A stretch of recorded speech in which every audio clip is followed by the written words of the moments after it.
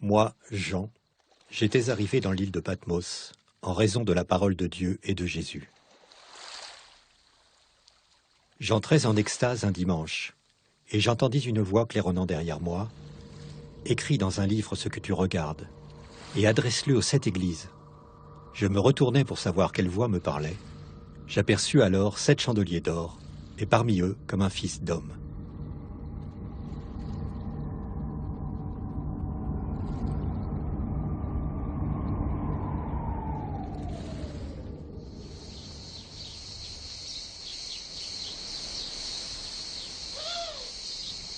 Patmos est une petite île grecque du Dodécanèse que rien ne vient distinguer de ses semblables, avec son port, ses maisons blanches et ses ruelles animées.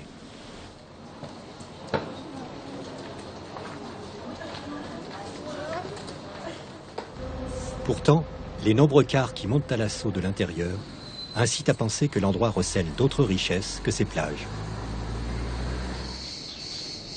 Les voyageurs, qui viennent parfois de très loin, se rendent à un monastère du XIe siècle, dédié à Saint Jean le théologien, qui vécut dans cette île et y eut la révélation de l'Apocalypse.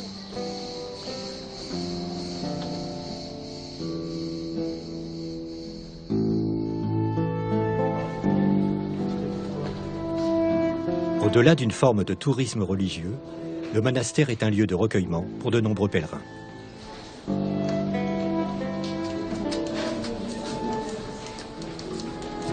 Père Glycérius, nous avons la chance de vous rencontrer ici à l'instant. Vous êtes français, aussi anciennement parisien. Aujourd'hui, vous êtes moine dans un monastère près d'Athènes et vous avez aussi un ministère pastoral. Vous êtes membre d'un groupe de pèlerins qui sont venus ici au monastère Saint-Jean le théologien. Et on voulait vous demander que représente pour vos fidèles un pèlerinage de ce genre.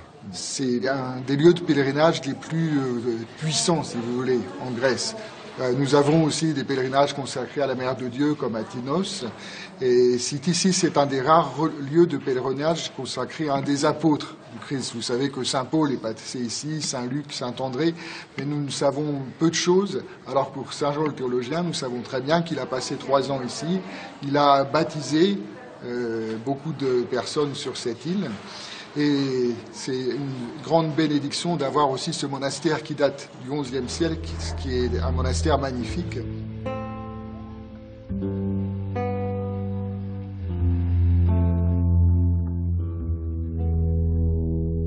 Σας καλωσορίζω λοιπόν στο μοναστήρι του Αγίου Ιωάννου του Θεολόγου. Je vous accueille donc au monastère de Saint Jean le théologien, qui a été construit il y a plus de 900 ans, exactement en 1088, par le saint moine Christodule, qui était un ascète du mont Latros, en Asie mineure. Et après un long voyage, au cours duquel il est passé par bien des lieux, il est arrivé à Patmos, qu'il a trouvé entièrement déserte. Informé de son existence, il a tout de suite trouvé la grotte où Saint Jean le théologien, alors qu'il était en exil à Patmos, a écrit en 95 après Jésus-Christ le dernier livre de l'Écriture sainte et bien sûr du Nouveau Testament, l'Apocalypse de Saint Jean le théologien. Le saint moine Christodule, en 1088, pensa que ce lieu était idéal pour se consacrer à la vie monacale. Sa première action fut de se rendre à Constantinople pour demander à l'empereur Alexis Comnène l'autorisation de construire son monastère à Patmos.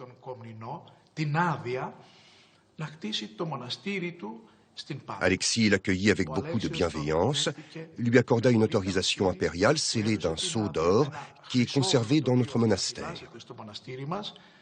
Il lui donna également les îles qui entourent Patmos, Lypsie, Agathonicie et d'autres plus petites.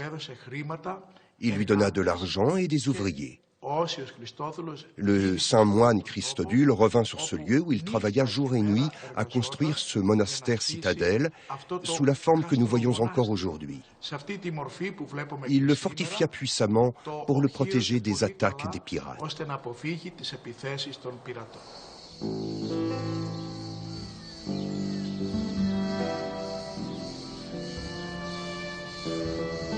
L'île fut pendant plusieurs siècles victime d'incursions dévastatrices.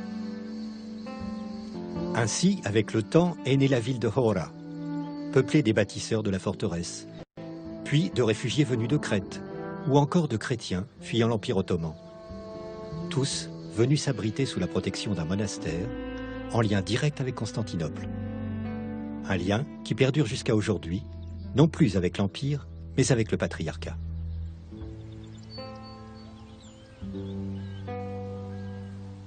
Patmos est le seul endroit avec le mont Athos dont l'évêque est le patriarche œcuménique. Il n'y a pas d'intermédiaire.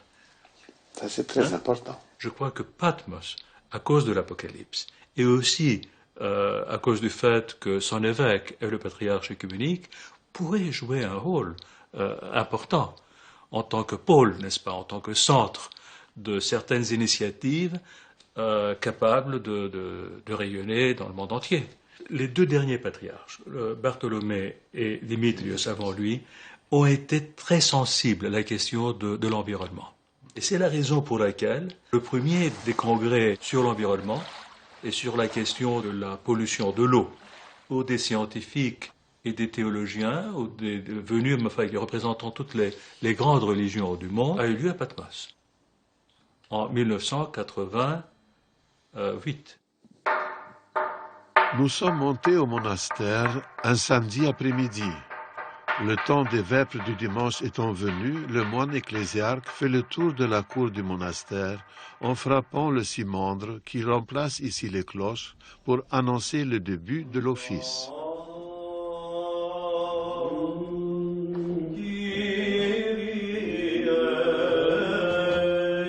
Le premier chantre entonne les débuts du psaume 140.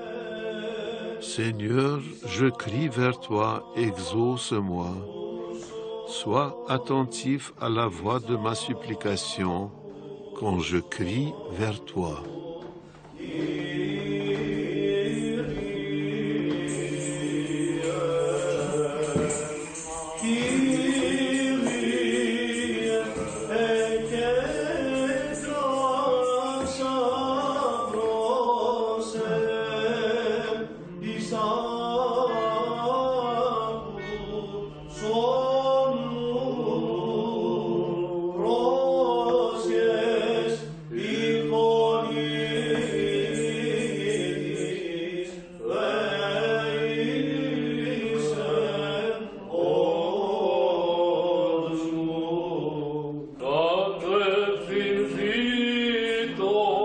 Le deuxième chantre entonne alors la suite du psaume. Que ma prière monte devant toi comme l'encens, l'élévation de mes mains comme le sacrifice du soir.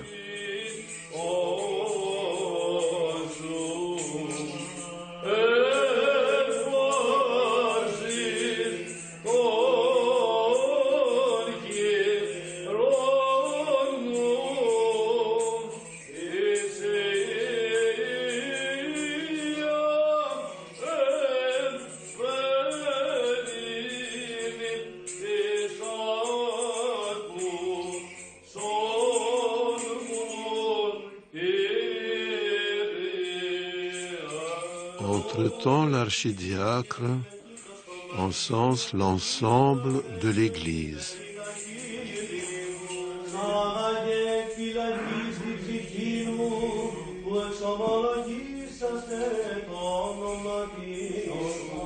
Et le premier chantre d'enchaîner place, Seigneur, une garde à ma bouche et une porte fortifiée à mes lèvres. N'incline pas mon cœur vers des paroles perverses, pour chercher des excuses à mes péchés.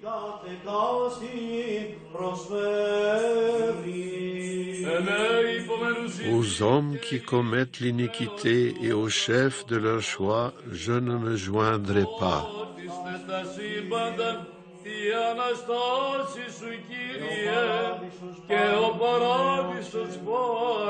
Que le juste me reprenne avec miséricorde et me corrige, mais que l'huile du pécheur ne se répande pas sur ma tête. Sans cesse, à leur désir, j'oppose ma prière.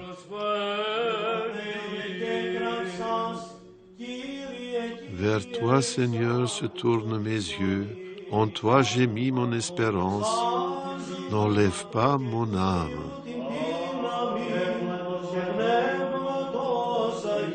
L'église principale donne à voir de magnifiques fresques qui datent du XIIIe siècle. Dans la chapelle de la Vierge, attenante à l'église principale, les fresques sont de la fin du XIIe, début du XIIIe siècle. Ce qui est important, c'est que ces fresques ont été repeintes. Un marbre gravé par un iconographe en 1745 en témoigne. Ou plutôt, je ne devrais pas dire repeintes. Elles ont été recouvertes d'enduit. Sur cette surface, en 1745, furent peintes d'autres images de saints. Mais quand, bien plus tard, en 1956 précisément, se produisit un tremblement de terre, un morceau d'enduit est tombé. Une couleur est apparue en dessous. Les archéologues sont tout de suite intervenus. Des restaurateurs et des scientifiques ont retiré la couche d'enduit qui recouvrait les fresques des XIIe et XIIIe siècles. Et apparurent ces extraordinaires images peintes avec la technique de la fresque. Elles étaient en parfait état de conservation, en rien altérées. Parmi les fresques de cette chapelle latérale, c'est la célèbre hospitalité d'Abraham du XIIe siècle qui attire notre attention. C'est en effet ici qu'on trouve pour la première fois l'inscription « I Agie Trias, la Sainte Trinité », appellation qui s'impose dorénavant. À côté de cette chapelle, la niche abritant la sépulture du saint fondateur. Christodule, mort loin de Patmos, demanda à ce que sa dépouille soit ramenée sur l'île et son souhait fut exaucé.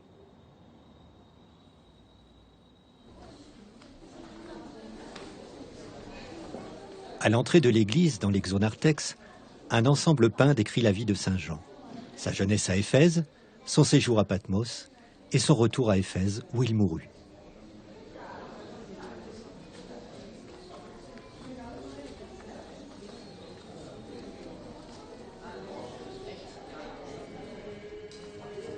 Le monastère possède également un musée riche de fresques et d'icônes.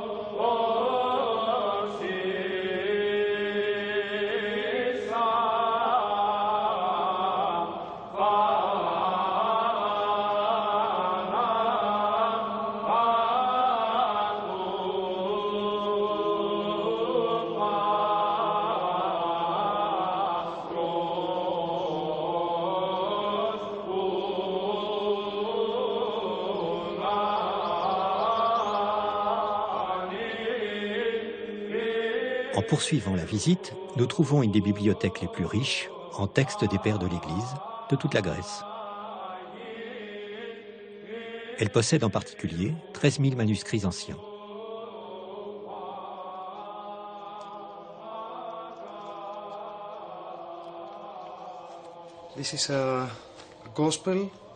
C'est un évangile du XIIe siècle, venant probablement de Constantinople.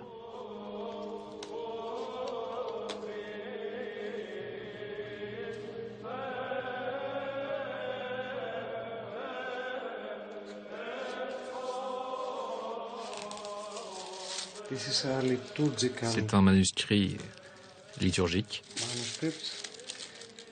C'est la divine liturgie datant du XIe siècle.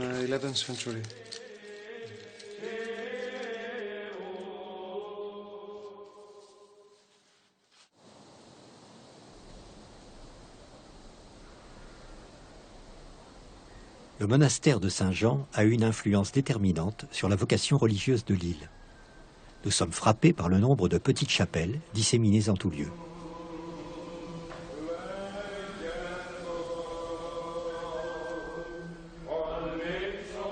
L'île fut aussi un centre important d'éducation religieuse. Et les nouveaux bâtiments universitaires qui se trouvent sous le monastère ne sauraient occulter le fait qu'une ancienne école, dédiée de toute évidence à Saint-Jean, fut bâtie ici en 1713 et forma d'éminents théologiens.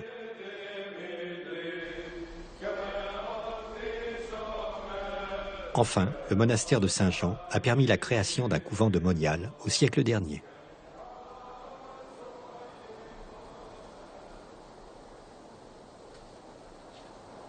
Père Élie, permettez-moi de vous remercier de tout cœur que nous avons pu venir ici, dans ce monastère de l'Annonciation Évangélismos, où vous êtes le père spirituel de la communauté des moniales, tout près du grand monastère de Saint-Jean le théologien. Et nous sommes venus pour apprendre comment cette communauté est née. Et je voudrais quand même dire que c'est pour moi personnellement une joie particulière puisque nous avons été ensemble les étudiants à l'Institut Saint-Serre à Paris et que nous sommes même de la même promotion de 64 et que c'est presque la première fois qu'on se retrouve depuis ce moment. Père Nicolas, j'exprime une grande gratitude à Dieu et à vous-même personnellement, qui avez fait un tel effort pour venir de France en pèlerinage à Patmos, sur l'île sainte de Saint-Jean le théologien de l'Apocalypse, et pour renouveler notre amitié et nos liens anciens. L'île de Patmos, je l'ai connue tout jeune, quand je suis venu à l'école religieuse de Patmos à l'âge de 15 ans. Et en m'attachant à l'enseignement de mon père spirituel, je suis resté naturellement attaché à Patmos. Il avait aussi d'autres enfants spirituels. Mais à moi, il me dit, « Toi, tu n'iras pas faire tes études ni à Athènes, ni à Constantinople. Tu iras chez les Russes à Paris. » J'ai respecté le conseil de l'abbé. Je suis allé à Paris, j'y ai fait mes études et par la suite, je suis revenu à Patmos. Puis je suis devenu moine et Dieu m'a accordé de célébrer la liturgie dans ce lieu. En parallèle avec le grand monastère de Saint-Jean, ont été construits des monastères plus petits, des ermitages. Ce lieu servait d'ermitage pour de saints ermites. Parfois, des métropolites qui cherchaient la paix venaient y prier et écrivaient leurs livres. En 1935, mon père spirituel, ayant réuni ces moniales, demanda au monastère de lui céder ce lieu pour que les moniales puissent s'y établir. Gloire à Dieu, les moniales luttent pour vaincre l'homme ancien et faire naître l'homme nouveau, et petit à petit, comme notre père abbé et les religieuses avant elles, pour accéder au paradis. Nous n'avons pu rencontrer les moniales, mais nous avons pénétré dans l'espace privé du monastère, où subsiste encore de l'ermitage préexistant, cette chapelle datant du XVIe siècle.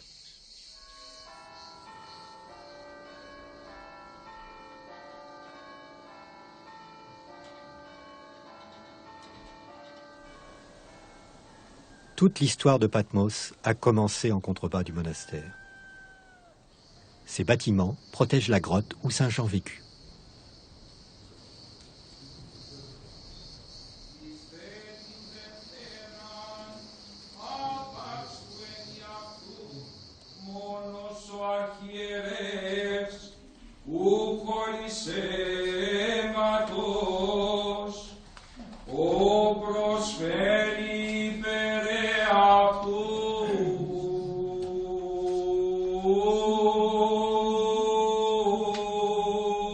Le lecteur finit de chanter l'épître et s'approche du prêtre pour recevoir sa bénédiction.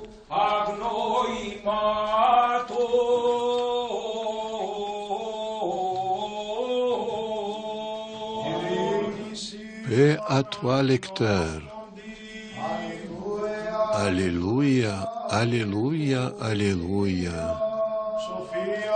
Sagesse, tenons-nous droit, écoutons le Saint Évangile.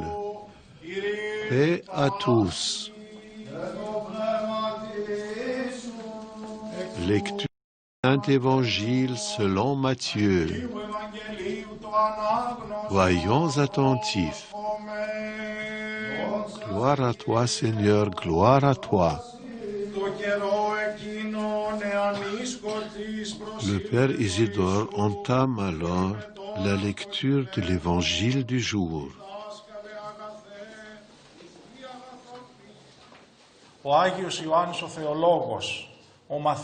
Saint Jean le théologien est venu ici à Patmos en exil en 95 après Jésus-Christ, d'Éphèse en Asie mineure. Il se trouvait à Éphèse dans la dernière partie de sa vie et parce qu'il prêchait le Christ, il a été exilé à Patmos. En ces temps-là, c'était encore l'Empire romain, l'époque des persécutions. On l'a laissé libre d'aller et venir sur l'île. Saint Jean a choisi cette grotte, elle devint son lieu de prière. Durant les 2 années qu'il passa en exil à Patmos, il venait ici et priait ici. Un jour, un dimanche, comme il l'écrit lui-même dans son livre de l'Apocalypse, il souligne que c'était un dimanche. Alors qu'il priait dans la grotte, sa prière et le silence de la grotte ont été brisés par la voix de Dieu qui lui dit « Je suis l'alpha et l'oméga, le début et la fin. Tout ce que tu entends, écris-le dans un livre. » Et la roche de la grotte se fendit. On voit ici la faille qui s'étend sur toute la longueur de la voûte de la grotte. Et pour finir, se scinde à cet endroit en 3 parties. Après l'évocation de ce qui s'était passé en 95, transportons-nous maintenant en 1088, au XIe siècle, sous l'Empire byzantin. Capitale Constantinople. Un moine d'Asie mineure, le saint moine Christodule, demande à l'empereur byzantin, Alexis Ier Comnène, l'autorisation de s'installer à Patmos pour honorer cette sainte grotte et construire un monastère consacré à Saint Jean le théologien. Et ici, Saint Christodule ferme l'entrée de la grotte en élevant cette petite chapelle dédiée à Sainte Anne, la mère de la Vierge. Avec cette chapelle, le saint moine Christodule voulait remercier la mère d'Alexis Ier Comnène, Anne d'Alacène, qui avait plaidé sa cause auprès de l'empereur son fils. Et finalement, c'est l'île tout entière qui lui fut donnée, ainsi que l'autorisation de construire le monastère dédié à Saint Jean le théologien.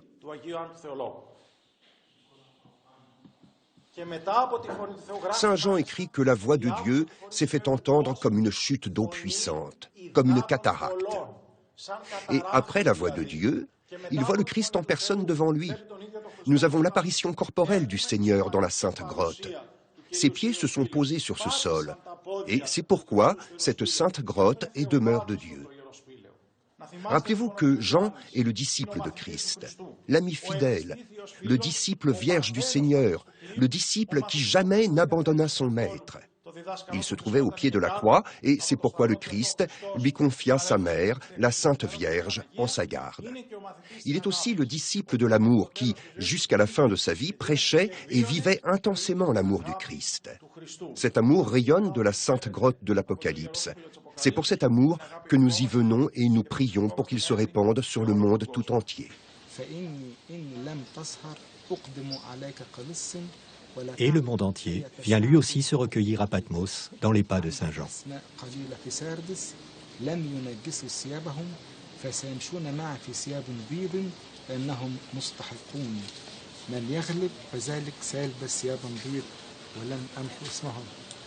Bonjour mon père. Bonjour.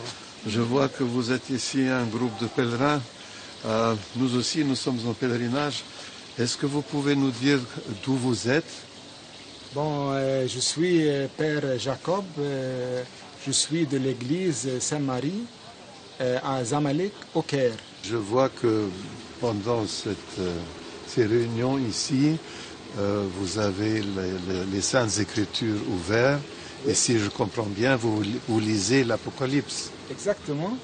On lit l'Apocalypse parce que il y a cet appel. Parce que lorsqu'on lit l'Apocalypse ici, sur la terre, où Jean a déjà reçu et écrit tout ça, on l'a vu dans la cave là-bas, ça fait un appel, un rappel. C'est-à-dire que Patmos est comme la cloche de l'Église. C'est écrit dans le livre d'Apocalypse, le premier chapitre. Jésus a dit à Jean, attention parce que le temps est proche. Donc, on doit faire attention parce que si on laisse notre vie rouler comme ça, on ne va pas se réveiller. On doit réviser notre vie selon le temps. D'autre part aussi, nous tous, nous avons une souffrance dans notre vie. Mais on ne doit pas laisser la souffrance prendre un grand espace dans notre vie. Ici, Jean, malgré qu'il souffrait, il a vu le ciel ouvert, il a vu la nouvelle Jérusalem, il a vu la nouvelle terre, la nouvelle ciel, il a vu Jésus lui-même, malgré sa souffrance. Je sais, d'après des récits de visiteurs, des écrits de collègues, qu'en Occident, on parle de l'Apocalypse avec une certaine peur, un saisissement.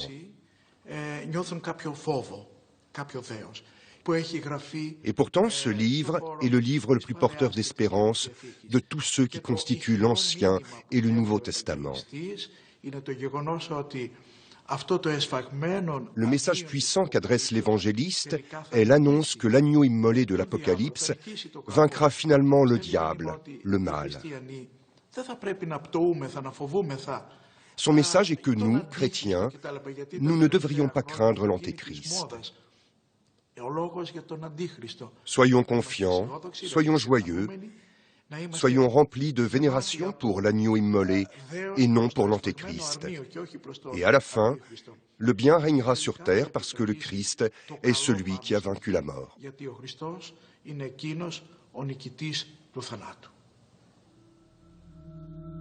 Il n'y aura plus de nuit désormais. L'on n'aura plus que faire de la lumière d'une lampe ni de celle du soleil, parce que le Seigneur Dieu luira sur eux, et ils régneront dans les siècles des siècles.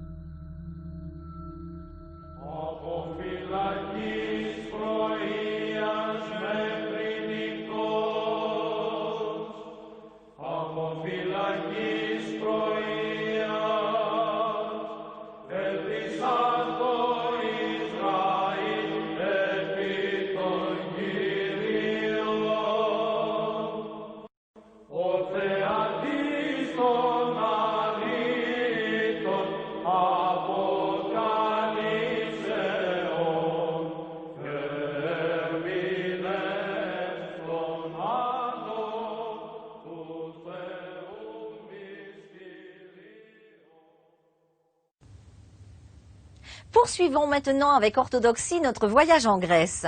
Partons à la découverte de l'art byzantin et de ses modes de représentation du sacré, que ce soit des fresques, des icônes ou des mosaïques.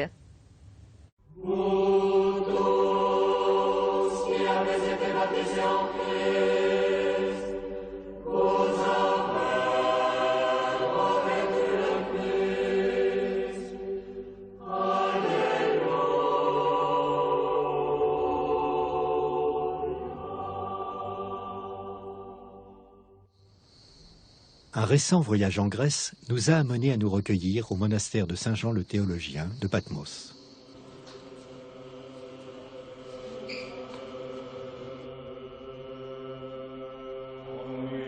Nous y avons en particulier découvert les magnifiques fresques et icônes byzantines de son église et de son musée. On appelle art byzantin les formes artistiques qui se sont développées sous l'Empire byzantin, entre la disparition de l'Empire romain d'Occident en 476 et la chute de Constantinople en 1453. 10 siècles de magnificence.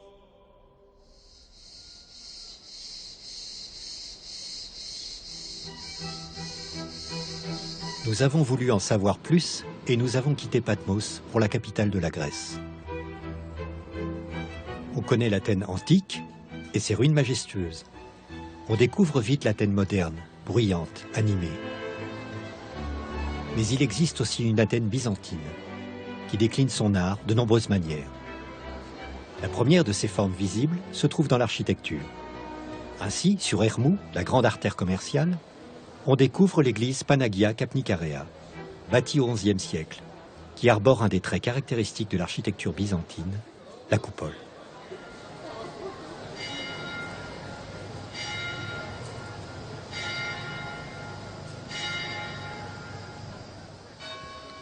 Non loin de là, on trouve l'église du XIIe siècle de Panagia Gorgoépikos, dite la Petite Métropole.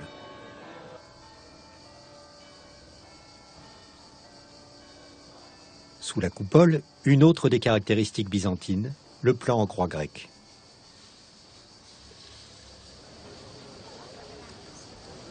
La façade de l'église témoigne du riche passé athénien, puisque les bâtisseurs ont utilisé des frises de la Grèce antique et des éléments appartenant à des édifices paléochrétiens.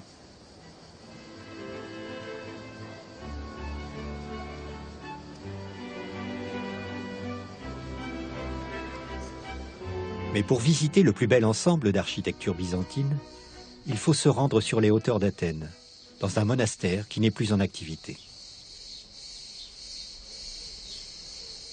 Madame Eleftheria Volteraki, vous êtes archéologue et vous êtes responsable de ce site archéologique qui est aujourd'hui le monastère de Kayseriaki.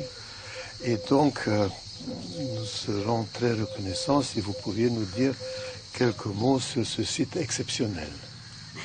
Nous nous trouvons, comme vous l'avez dit, au monastère de Kayseriani, qui est fidèle à la typologie des monastères byzantins, entouré d'un haut mur d'enceinte.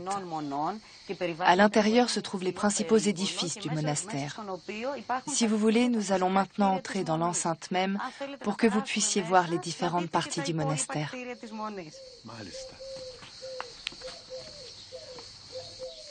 Τώρα βρισκόμαστε στο εσωτερικό της Μονής Κυσαριανής, το οποίο το συγκρότημα...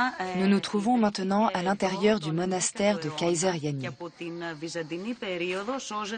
Cet ensemble, le monastère et les thermes byzantins, a été édifié au XIe siècle. Les autres édifices appartenant à la période post-byzantine ont été bâtis dans le but de servir les moines qui vivaient au monastère. Nous allons passer voir en premier lieu l'église principale du monastère. Madame Volteraki, nous sommes donc ici maintenant devant l'église principale, le catholicon du monastère, qui est dédiée à la présentation de la Mère de Dieu au temple, cette grande fête mariale du calendrier orthodoxe. Il semblerait que, du point de vue de l'architecture, les débuts remontent jusqu'à la fin du XIe siècle. Oui, oui. L'église principale, comme vous l'avez bien dit, a été construite à la fin du XIe siècle, début du XIIe. Et plus tard, au XVIIe siècle, le narthex a été ajouté grâce au don du fils de Jean Venizelos, issu d'une grande famille d'Athènes. Les peintures murales sont d'un iconographe du Péloponnèse qui se nomme Jean Hypato. L'iconographe a produit un travail dans un style fidèle à la tradition populaire. À l'intérieur du catholicon, nous retrouvons bien sûr la structure en croix grecque, au centre de laquelle figure un Christ Pantocrator. L'abside offre un programme iconographique remarquable, en particulier dans sa partie médiane. Au centre, la table de l'autel. De chaque côté se tient un Christ habillé en évêque. À droite et à gauche du Christ, des anges en vêtements liturgiques participent à une procession qui correspond à la grande entrée du rite liturgique orthodoxe. Ces fresques, dans un remarquable état de conservation, sont du XVIIe siècle.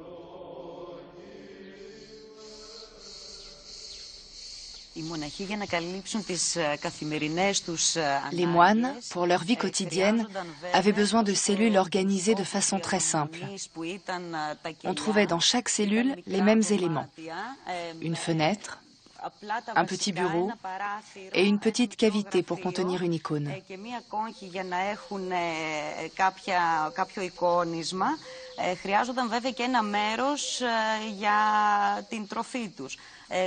Et voici le réfectoire et la cuisine édifiés à l'époque post-byzantine, mais fidèles à un plan byzantin ancien.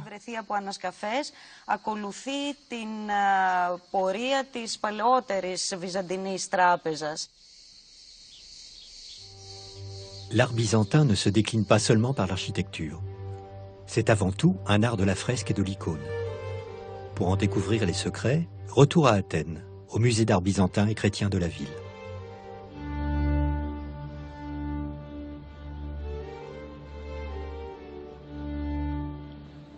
Madame Anastasia Lazaridou, vous êtes la directrice du musée d'art byzantin et chrétien d'Athènes. Vous avez, d'une façon décisive, participé au renouveau de ce musée. Nous vous remercions beaucoup de nous recevoir ici. Nous sommes venus parce que vous avez donné votre accord pour nous parler du trésor, un des trésors principaux de ce musée, qui sont ces icônes byzantines. Je vous remercie également de votre visite au musée byzantin et chrétien, qui est à mes yeux un des musées les plus importants au monde.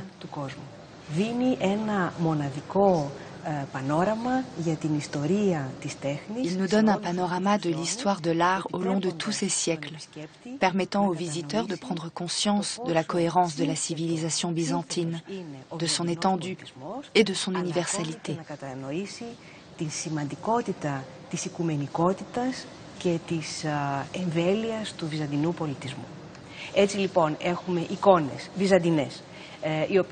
Nous avons ainsi des icônes byzantines qui proviennent des ateliers de Constantinople, de la Grèce du Nord, du despotat d'Épire, de Castoria. Cet ensemble donne aux visiteurs le sens de l'importance et de la grandeur de l'icône byzantine.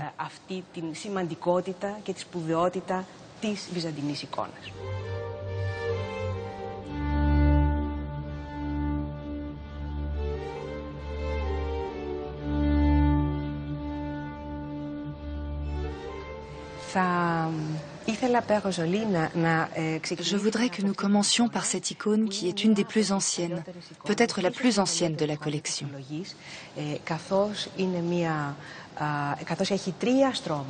Elle a 3 strates, du 9e, du 11e et du 13e siècle. Ces couches successives, ces images successivement peintes sur cette surface, ont permis à l'icône de survivre à travers les siècles. Je voudrais souligner que nous avons différentes traces de la première couche du 9e siècle. Là, ce sont des anges qui ont été peints au 9e siècle. De même, le calice que les anges ont apporté et qu'avec difficulté nous distinguons maintenant sur l'épaule de la Vierge. De même, la main de Saint Jean.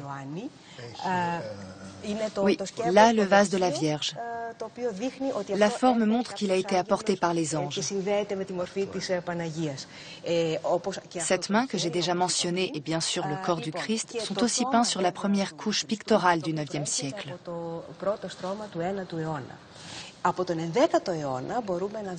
Datant du XIe siècle, nous pouvons voir la plaine, les étoiles.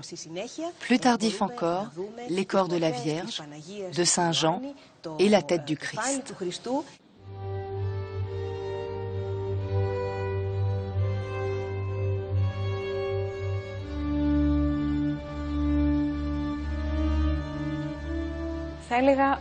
Selon moi, quiconque vient ici doit absolument s'arrêter devant cette icône. Il s'agit là aussi d'une icône double face avec le Christ Pantocrator d'un côté et une croix foliée de l'autre. Cette icône mérite d'un point de vue iconologique une étude approfondie, mais un simple visiteur peut apprécier l'art exceptionnel de cette icône. Le mouvement de la main, qui tient l'évangile, mais aussi le relief si caractéristique de l'auréole.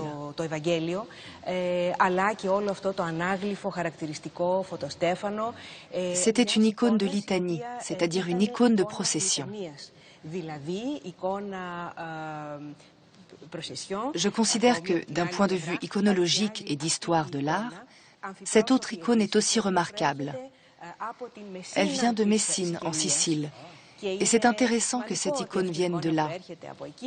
C'est aussi une icône de procession.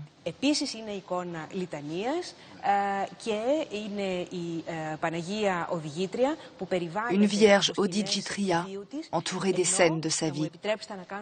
Vous me permettrez de faire une remarque à propos de la face opposée de cette icône qui représente la préparation du trône. Voulez-vous que nous passions voir cette face opposée ? Vous savez bien sûr quel rôle essentiel joue le logos, c'est-à-dire la Bible dans les représentations de l'art byzantin.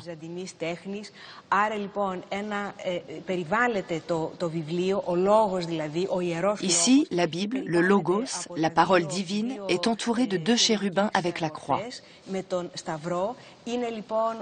La Vierge, de l'autre côté, est mise en relation avec le logos. Ce thème joue un rôle central dans la compréhension de l'icône byzantine.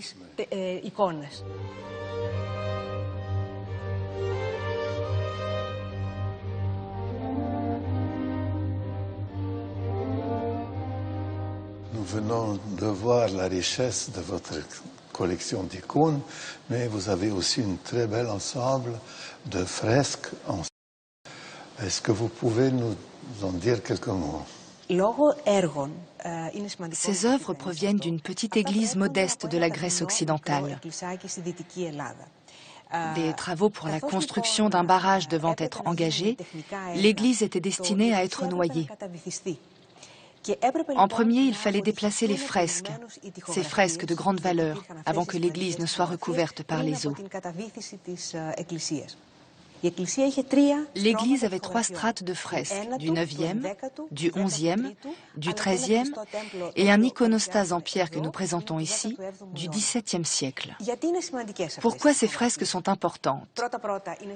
En premier, parce que les différentes strates ont pu être décollées l'une de l'autre, ce qui a constitué un événement de référence dans l'histoire de la Restauration. Mais ces fresques sont également très importantes vis-à-vis de l'histoire de l'art, parce que nous avons une strate du 9e siècle. Nous sommes dans une période de guerre des images. Cette période vient seulement de s'achever, ce thème est encore brûlant, essentiel. Ainsi, nous avons une décoration non figurative sur cette fresque à droite, mais aussi cette crucifixion si caractéristique où le corps du Christ est rendu d'une manière si abstraite qu'il devient presque linéaire. Ce n'est plus le corps du Christ, mais un schéma géométrique. Je considère que cet ensemble témoigne véritablement des fresques de l'Église originelle. C'est aussi une manière nouvelle, originale d'un point de vue muséographique, de présenter dans un musée des fresques avec des strates successives. Transportons-nous maintenant à 10 km d'Athènes. Construit sur les ruines d'une basilique paléochrétienne du VIe siècle, le monastère de Daphnie subit un programme de restauration depuis 15 ans, après un séisme qui l'a fortement dégradé.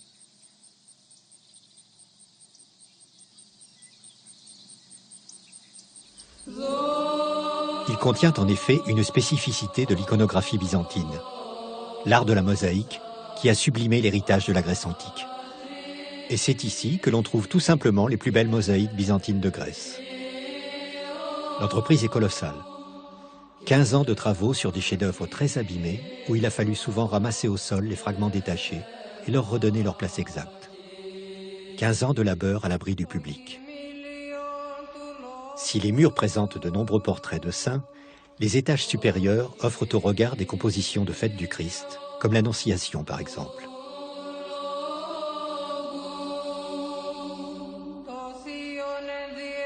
De l'autre côté, une mosaïque évoquant la Nativité.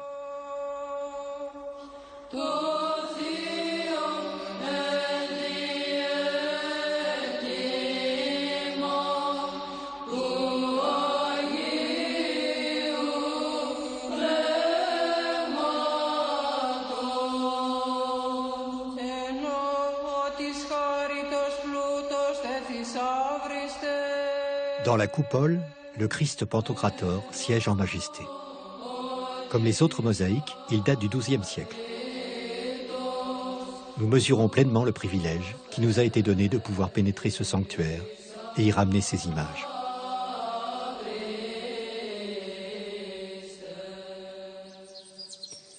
Le souci de conservation et de restauration du patrimoine est très présent en Grèce, malgré les difficultés économiques du pays. Religieux, historiens, archéologues, tous se battent pour sauvegarder un héritage unique. Ainsi, à Athènes, le principal musée privé de Grèce, le musée Benaki, possède un atelier de restauration qui remplit plusieurs missions. Au musée Benaki, nous avons, hormis les autres départements, un département de restauration. Ce dernier est composé de 5 spécialités, dont le département de restauration des œuvres peintes, qui comprend la restauration des icônes.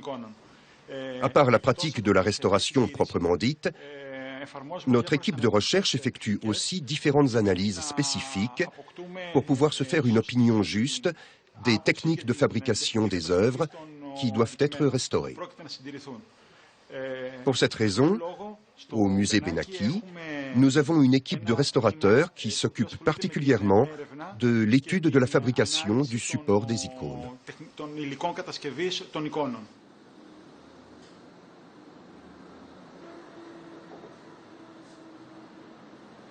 Ce sont des vernis de différentes époques. On trouve parfois 2 ou 3 couches de vernis qui doivent être enlevées. C'est là la couleur exactement que le peintre a utilisée. C'est l'intention du peintre de mettre une couleur si vive. Donc on va enlever tout ça pour montrer comment cette icône naïve a été peinte.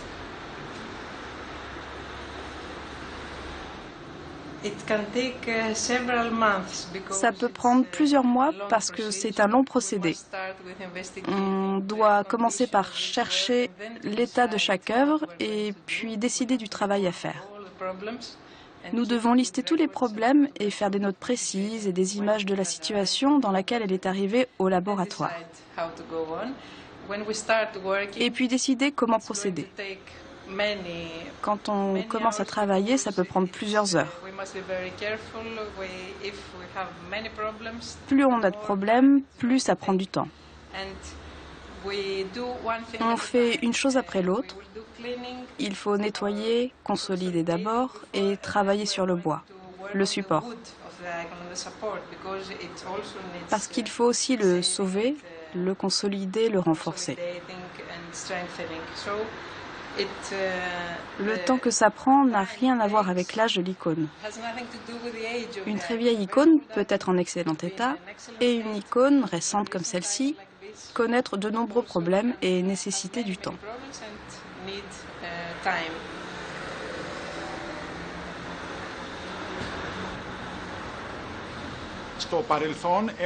Dans un passé relativement récent, nous avons restauré au sein de notre atelier différents ensembles d'icônes célèbres. Je peux citer ici les œuvres de jeunesse de Dominique Theotokopoulos, dit El Greco. C'est le Gréco. C'est comme ça qu'on appelait Dominique Theotokopoulos. Ainsi que d'autres œuvres qui datent de la fin du XVe et du début du XVIe siècle, de plusieurs iconographes très connus comme Lombardos ou Angelos. Leurs œuvres ont été authentifiées dans notre atelier comme faisant partie d'un même groupe grâce à l'analyse de leurs matériaux de fabrication et de toutes les techniques picturales utilisées par ces maîtres. Parallèlement à ces études conséquentes consacrées aux icônes, notre département de restauration participe à différents programmes européens de recherche qui nous permettent d'acquérir à la fois les financements et l'équipement nécessaires à leur conduite. Ces programmes nous donnent également la possibilité de collaborer avec des universités ou des musées étrangers pour aboutir à l'avancée de l'authentification des œuvres que nous restaurons. Les icônes restaurées, mais aussi authentifiées et répertoriées, se retrouvent naturellement parmi les trésors exposés au musée Benaki.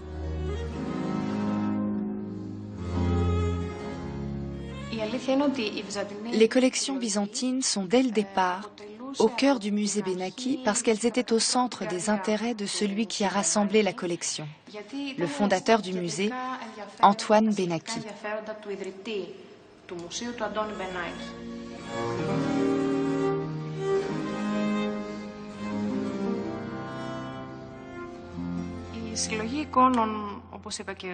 La collection d'icônes est, comme je l'ai dit précédemment, parmi la plus importante qui existe au monde et l'une de ses caractéristiques les plus remarquables est la variété des styles qu'elle présente dans le cours des siècles.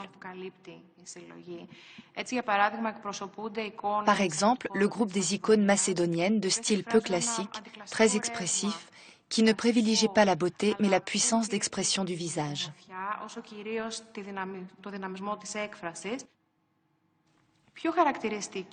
Plus caractéristique encore est la production d'icônes qui se situe après la chute de Constantinople, que l'on nomme post-byzantine.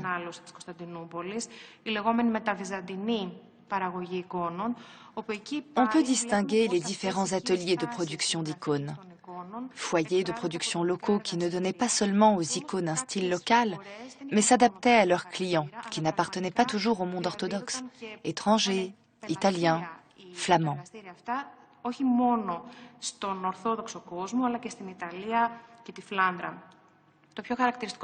La plus connue de ces productions locales est la dénommée École de Crète, qui se développe surtout dans les ateliers crétois du XVe au XVIIe siècle. Et à ce que l'on sait des manuscrits conservés à Venise, les iconographes crétois vendaient des centaines d'icônes en Italie et en Europe occidentale.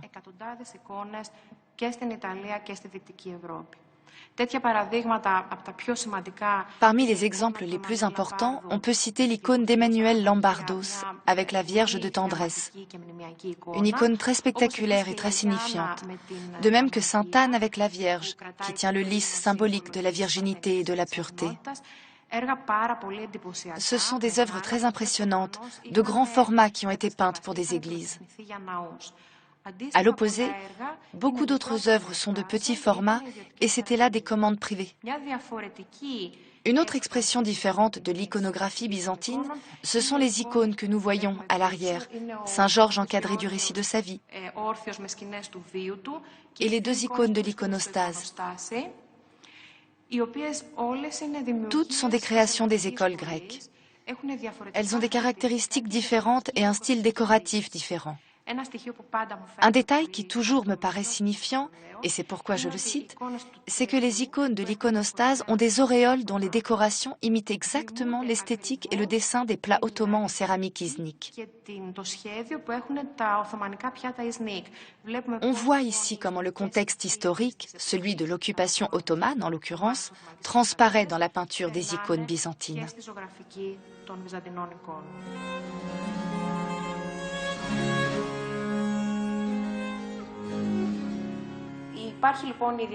Il existe une conviction très répandue selon laquelle les icônes byzantines sont immuables dans le temps et n'expriment pas les conditions historiques de leur époque. Mais ceci n'est absolument pas vrai. De nombreux exemples montrent très clairement que l'icône reflète les aspirations et les nécessités de l'époque à laquelle elle a été peinte.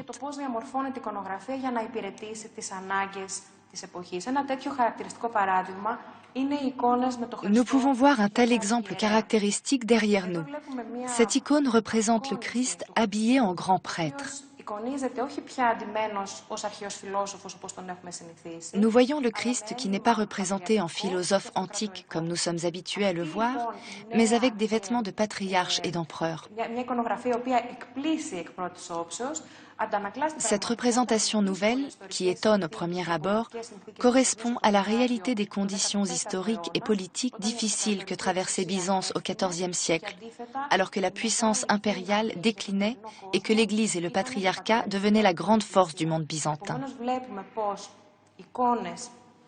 Ainsi, nous voyons que les icônes expriment l'état d'esprit des populations orthodoxes de leur époque, qui priaient devant elles.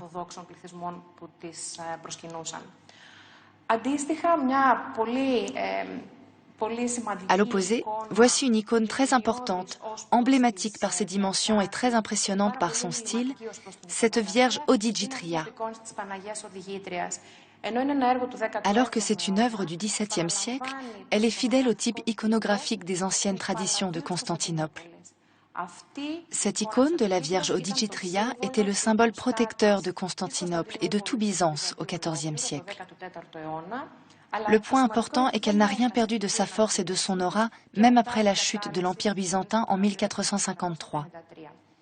D'un tout autre point de vue, il est très intéressant de noter que sur cette icône est encore apposé le nom de son commanditaire. Ainsi, nous voyons comment les icônes sont tout à la fois des œuvres d'art, des objets de vénération et des témoignages essentiels pour l'étude de l'époque qui les a créées.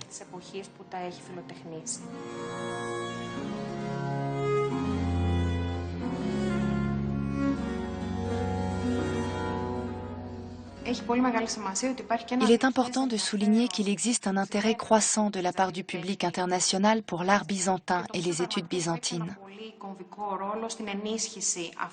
Et le musée Benaki a véritablement contribué à ce regain d'intérêt en organisant de grandes expositions dans les grands musées d'Europe et des États-Unis.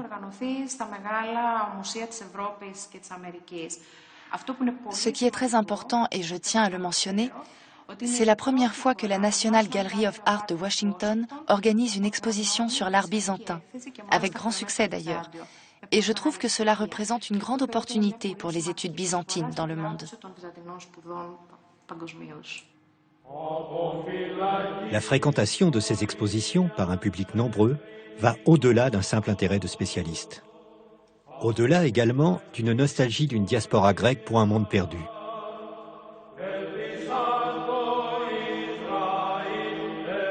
Qu'elles proviennent de la campagne athénienne comme à Daphni, d'une petite église de la Grèce occidentale comme celle exposée au musée d'art byzantin, ou encore d'îles comme Patmos, ces mosaïques, ces fresques, ces icônes perpétuent une tradition très spécifique.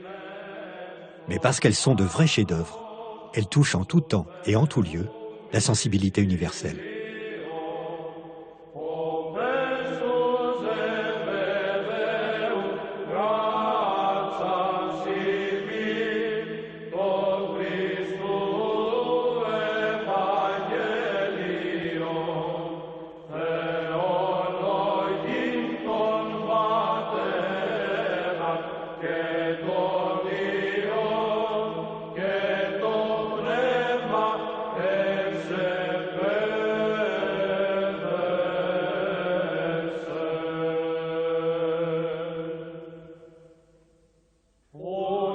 Para